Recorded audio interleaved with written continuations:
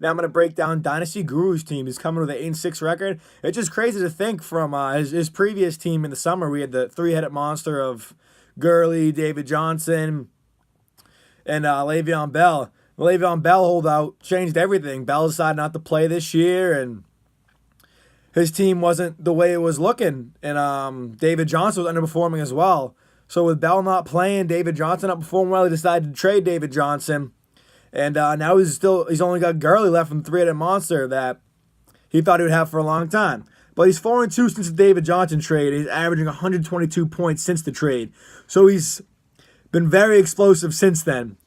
He's got a couple pieces in that trade that are still helping him. He's an explosive team. He's got points, a couple games points for this year, 178.1, 148.6, and 154.7. So he can go off any week. And I think that's really representative of his best player, Todd Gurley, who this year has been, in my opinion, the best fantasy player.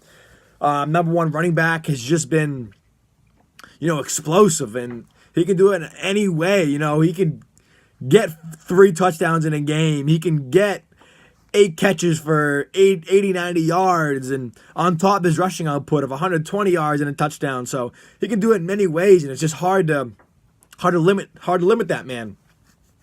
His last game against Chicago on this past Sunday night was actually Gurley's first game under 10 points this entire year. So he's been putting up double-digit points at least every single game in the entire year. It's very impressive. Also, speaking of explosive, Amari Cooper's last 3 games, he's averaging over 29 points a game. He's been a godsend. He's been a different man of the Cowboys. It's really changed the direction of Dynasty Guru's team.